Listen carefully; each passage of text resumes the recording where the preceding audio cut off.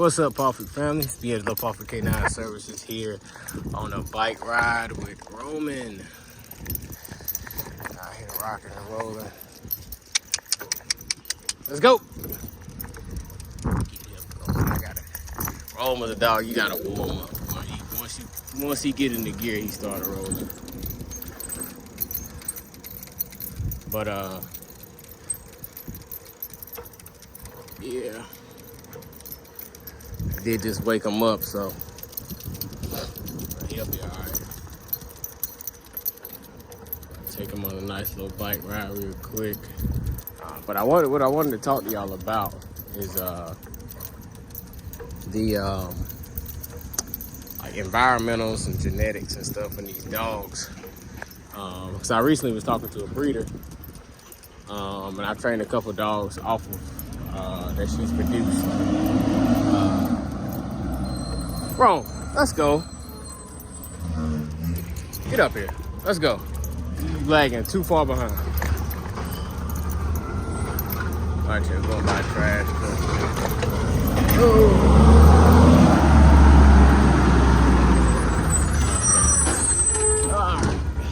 There you go, Ro.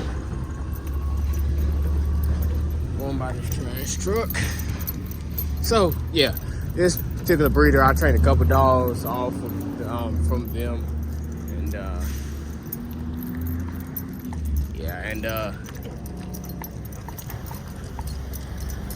what brought up the concern for me in particular with her, how this conversation sparked, was I was training one of her dogs, and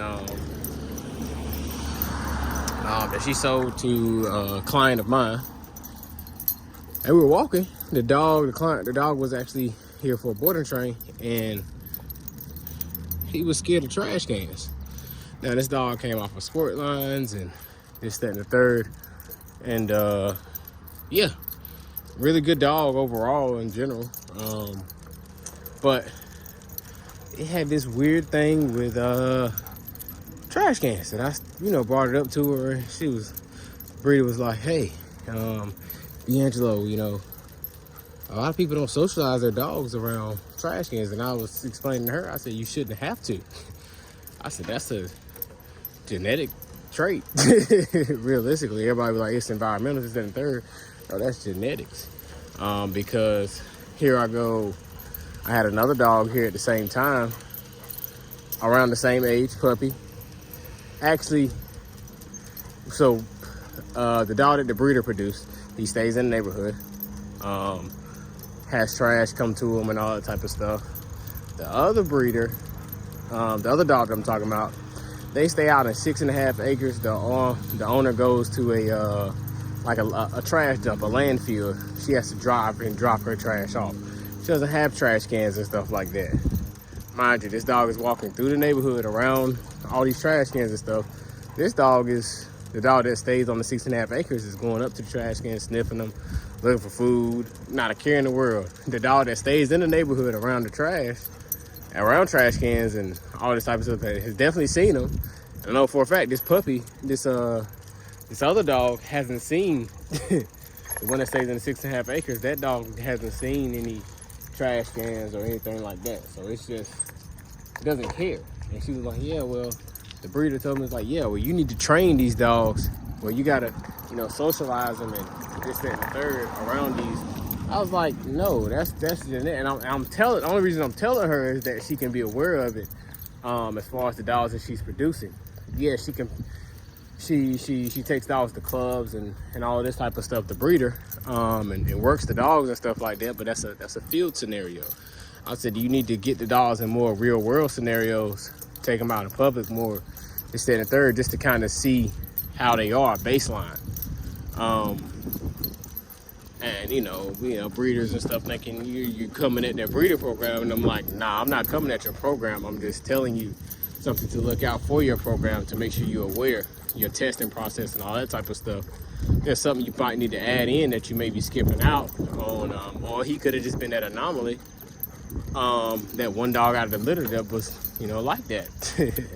But while in drive, the dog would do anything. He'll do anything. He'll go after anything in drive. But outside of drive, he may not. So I was just stating to her, like, hey, you need to pay attention to this type of stuff. Yeah, you need to pay attention to this type of stuff, just so you know, just so you're aware and all that type of stuff. So future litters and all of that, you can know what you're producing. And you know, they got kind of offended, thinking I'm knocking on their program. I'm like, nah, I'm not the person to knock. The thing about me is I'm very blunt and I'm very honest, and I'm genuine.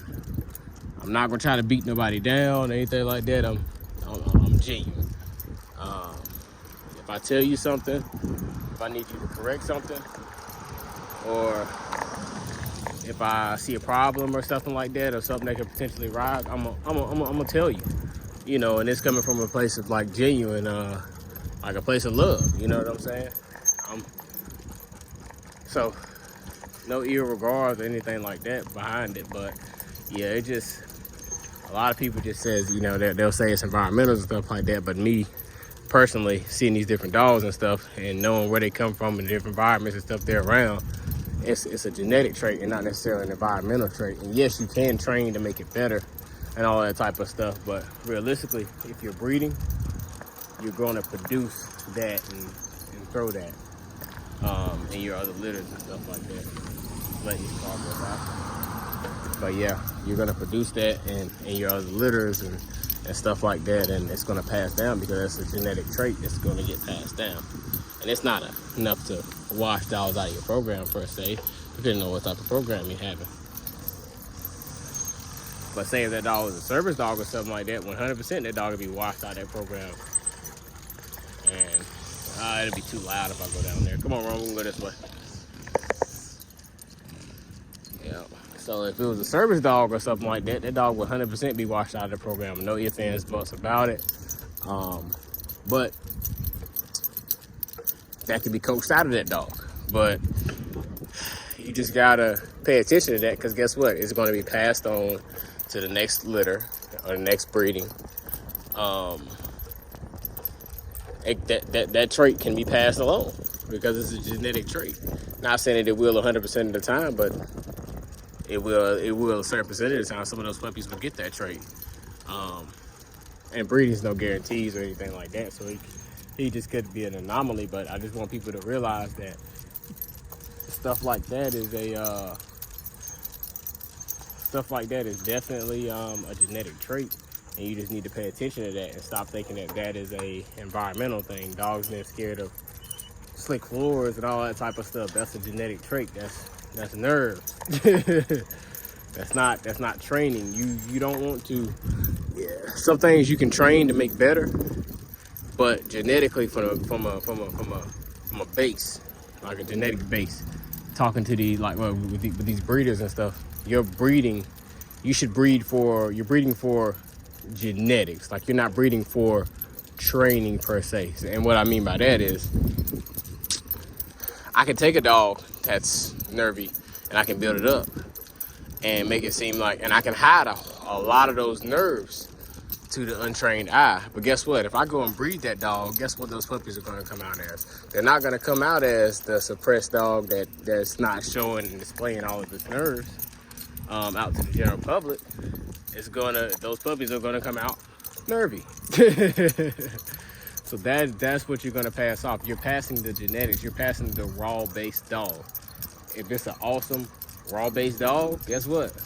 That is something you want in your program. And then you go on top of that and add training to see what this dog can potentially do. But you're not breeding for training. You're breeding for raw genetic base. And it's easy to kind of get that misconstrued, because a lot of these breeders and stuff, they do stuff like, it's hard to differentiate it because they're, well, not a lot of these breeders, but some of these breeders who also train and breed, they realize that they're training and they fix a lot of stuff when they're training on a surface level, but genetically it was still there, and genetically it's still going to be there. So they don't know how to, dissociate their training from their raw genetics. And if you gotta disconnect those two and say, okay, this is where this dog genetically, foundationally based. This is the base, and this is where we started. It has possessiveness, it has this, it has whatever.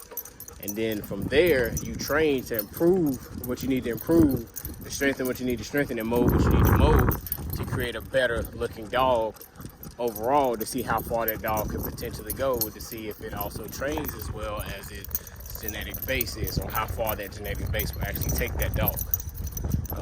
But yeah, just no difference between genetics and environmentals, and genetics and training. Everything shouldn't be trained out of a dog. When it comes to breeding and producing dogs, you want to create the best dog you can overall, and then when you're training, molds what you already have inside of that dog. But I can go on for this forever, but it's the end of the Papa K9 services. I'm gonna get back to this bike ride so I can start doing some little speed intervals with Rome. I'm out.